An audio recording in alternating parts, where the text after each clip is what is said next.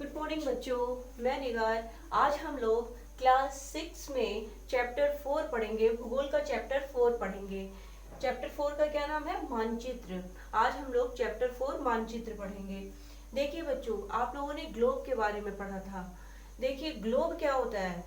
पृथ्वी के पूरी पृथ्वी का अध्ययन कराता है ग्लोब। यानी एक पृथ्वी का प्रतिरूप होता है। तो जब हम पूरी पृथ्वी का अध्ययन करते हैं तो उसके लिए ग्लोब हमारा बहुत उपयोगी होता है। लेकिन जब हम पृथ्वी के किसी एक भाग का अध्ययन करना चाहते हैं, या किसी देश के बारे में, या किसी राज्य के बारे में, किसी जिले के बारे में, या किसी गांव के बारे में, तो उसके लिए ग्लोब उतना उपयोगी नहीं होता है जितना कि मानचित्र होता है। तो उस स्थिति में हम लोग मानचित्र का उपयोग करते हैं। मानचित्र क्या होता है? एक सतह पर खींचा गया, मतलब एक पैमाना माना जाता है, और उसको एक सफेद कागज पर या किसी चीज पर पैमाना मान करके उसको खींचा जाता है। यानी मानचित्र होता क्या है? पृथ्वी के एक भाग पर पैमाने के माध्यम से खींचा गया चित्र होता है, जिसे हम मानचित्र कहते हैं। मानचित्र छोटे क्षेत्र को कुछ तथ्यों को दर्शाता है। जब बहुत से मानचित्र को एक साथ रखा जाता है, तो जब बहुत सारे मानचित्र एक साथ रखे जाते हैं तो वो एटलस कहलाता है।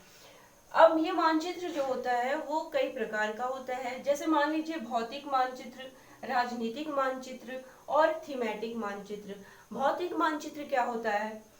भौतिक मानचित्र में पृथ्वी की प्राकृतिक आकृतियों के बारे में दर्शाया जाता है।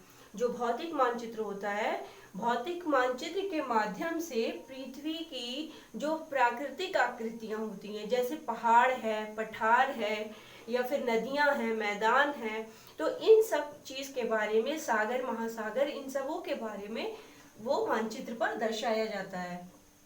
राजनीतिक मानचित्र।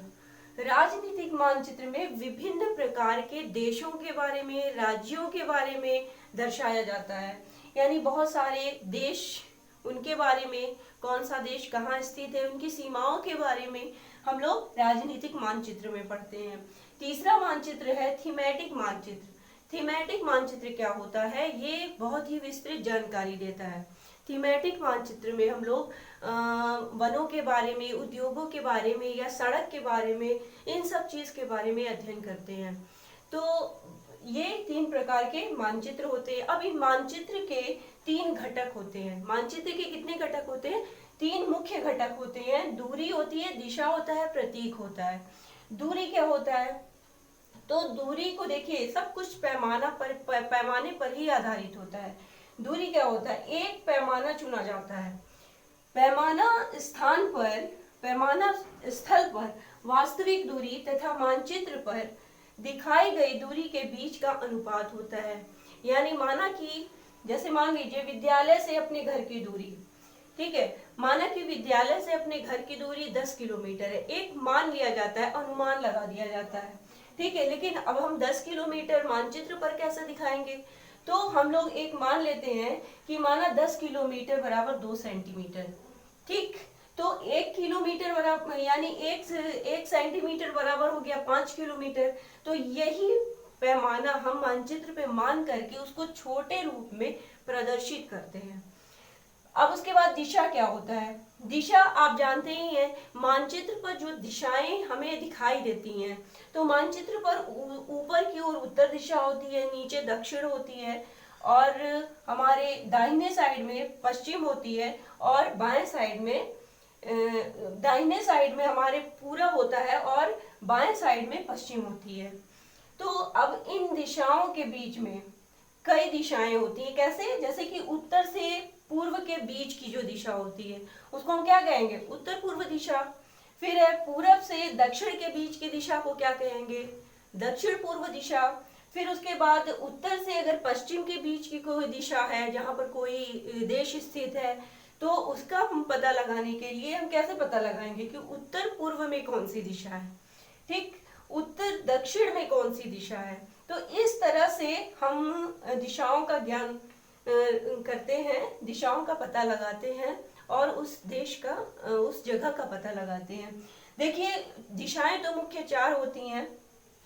पूर्व, पश्चिम, उत्तर, दक्षिण, ये जो 4 दिशाएं होती हैं इनको हम प्रधान दिग्बिंदु कहते हैं। ठीक है, इन 4 मुख्य दिशाओं को प्रधान दिग्बिंदु कहा जाता है। अब प्रतीक क्या होता है?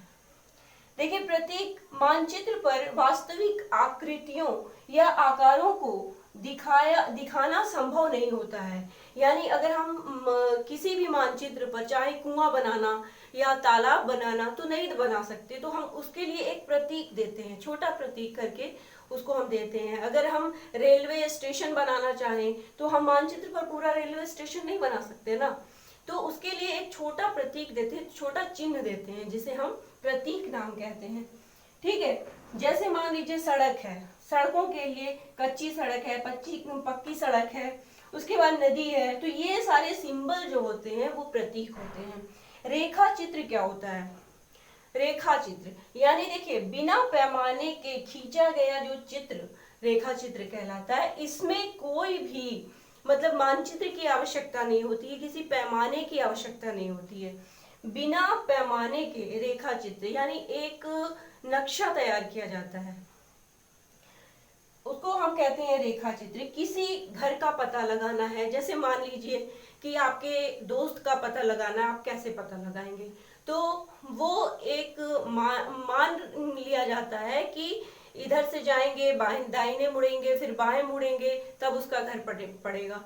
तो ये क्या है? ये एक माना कि रेखा चित्र को वो बिना पैमाने के एक डायग्राम बनाया जाता है, जिसके थ्रू ये पता लगाया जाता है कि उत्तर में जाएंगे या दक्षिण में जाएंगे, फिर बाएं मुड़ेंगे, फिर 4 कदम जाएंगे, तब वो चीज उसका पता लगेगा। तो ये एक रेखा खींचा जाता है कागज पर, जिसे हम रेखा चित्र कहते हैं। फिर खाका क्या होता है? एक छोटे क्षेत्र का बड़े पैमाने पर खींचा गया रेखा चित्र खाका कहलाता है। अब जैसे मान लीजिए छोटा सा क्षेत्र है, या छोटा सा आपका खेत है, या छोटा सा आपके पास जमीन है, उस जमीन में आप चाहते हैं कि आपको बढ़िया सा अपना घर बना लीजिए, तो सबसे पहले क्या करेंगे आप? सबसे पहले उसका नक्शा तैयार करेंगे घर का, कि कहाँ किधर दरवाजा निकालेंगे, किधर खिड़की निकालेंगे, ये सब चीजें हैं।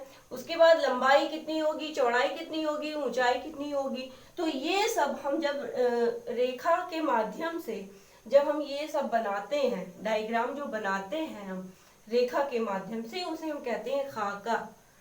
तो एक छोटे चित्र का बड़े पैमाने पर खींचा गया रेखा चित्र खाका कहलाता है।